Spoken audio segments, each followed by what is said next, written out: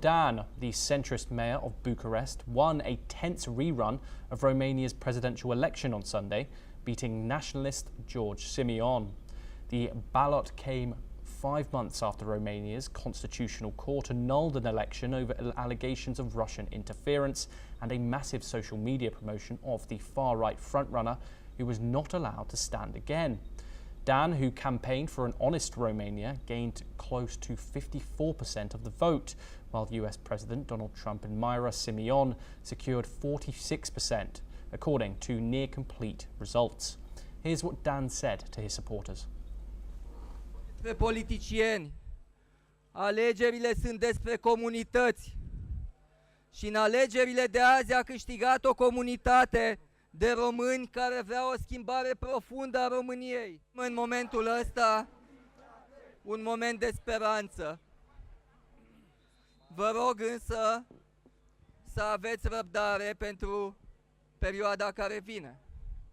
O să urmeze o perioadă dificilă, necesară pentru a echilibra economic această economie, pentru a pune bazele unei societăți sănătoase.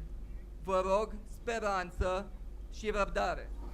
Turnout was close to 65% compared to 53% for the May the 4th first round, which Simeon had secured the most votes. Simeon thanked his supporters for voting for him and told them that the fight for justice, truth and freedom must continue. Here's what he said.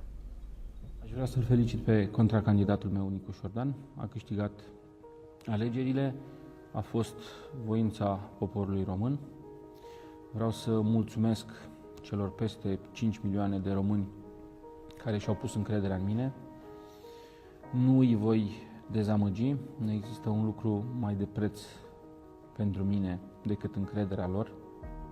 Am fost singuri împotriva unui întreg sistem, singuri împotriva tuturor. Sunt mândru de voi și sper că v-am reprezentat cu cinste. Este timpul să continuăm lupta noastră pentru dreptate, pentru adevăr, pentru familia naturală, pentru credința creștină și pentru libertate. Vom fi în continuare o parte importantă și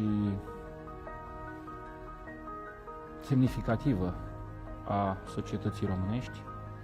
Vă rog pe fiecare dintre voi să nu abandonăm. Mergem până la capăt, chiar dacă este greu să simțim acest gust amar al înfrângerii. România și poporul român trebuie să fie pe primul loc. The vote was seen as crucial for the direction of the EU and NATO member bordering war-torn Ukraine. In an interview hours after he claimed electoral victory, Dan said his country will continue to support neighbouring Ukraine in its war with Russia. Moving on now, tens of thousands of protesters packed Budapest's Kossuth Square on Sunday, voicing fierce opposition to a proposed law that would allow the Hungarian government to sanction NGOs and media outlets deemed to be a threat to the country's sovereignty. The bill, pushed by Prime Minister Viktor Orbán, has been widely criticised as a move towards authoritarianism. Demonstrators waved Hungarian, EU and Pride flags, chanting, "We've had enough," while rights groups, including Amnesty International, described the measure as a clear attempt to silence dissent. Under the proposal, organisations labelled as foreign-influenced could be blacklisted, blocked from funding and barred from public support. Orbán denied the authoritarian allegations, claiming the goal is to protect Hungary from foreign propaganda, but critics warn it's an attack on democracy that could further erode civil liberties in the country. Let's take a listen to some of the protesters. Így a 70-es, 60-as években, amikről még a törikönyvekben is úgy tanulunk, hogy bárhol meg se történt volna, és ez az érzés. Már elég régóta táncolt ezen a határon, ma már teljesen átlépte ezt a határt. Ez egy valódi diktatúra kísérlete, remélhetőleg sikertelen. Mit kapunk valódi képviselet, építő kormányzás helyett? Háborús fenyegetést, gyűlöletet, kirekesztést, kényszert és hazugságot. We turn now to the Indo-Pacific. South Korea's presidential candidates clashed in a heated TV debate on Sunday ahead of the snap election on June the 3rd, which will decide the successor to former President Yoon Suk-yeol, who was impeached over his brief declaration of martial law last December.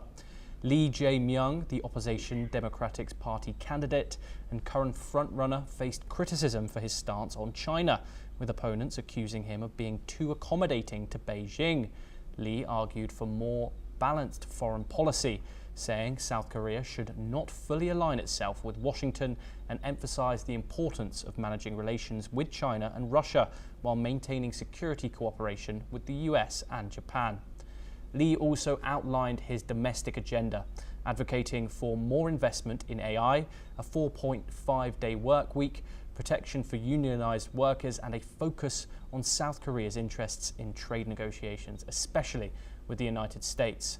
On AI, Lee proposed developing sovereign AI to make tools like ChatGPT freely available to South Koreans.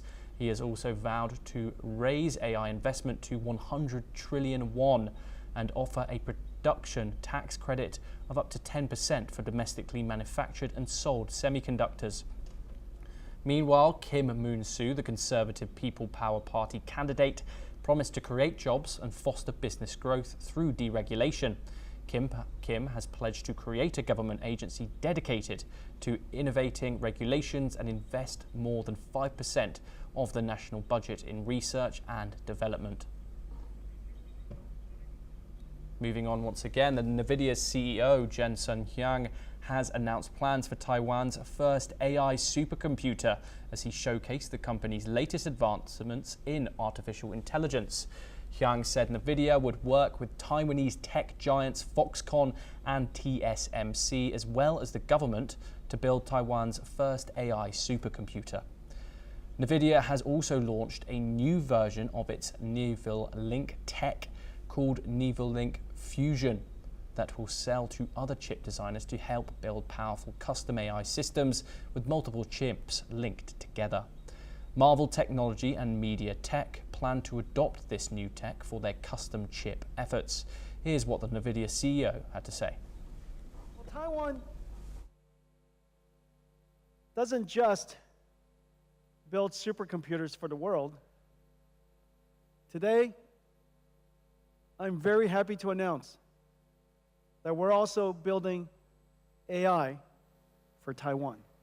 And so today we're announcing that Foxconn, Taiwan, the Taiwanese government, NVIDIA, TSMC, we're going to build the first giant AI supercomputer here for the AI infrastructure and the AI ecosystem of Taiwan. This comes as global semiconductor chip giants have gathered in Taiwan for the island's top tech expo. Computex, as the direct subsector, grapples with the impact of US tariffs and disrupted supply chains. Top executives from Qualcomm, MediaTek and Foxconn will also speak at Computex, where advances in moving AI from data centers into laptops, robots and cars will be in the spotlight. The 4-day event will draw computer and chip companies from around the world to Taiwan, whose semiconductor industry is critical to the production of everything from iPhones to servers that run ChatGPT. Well, that's all we have time for.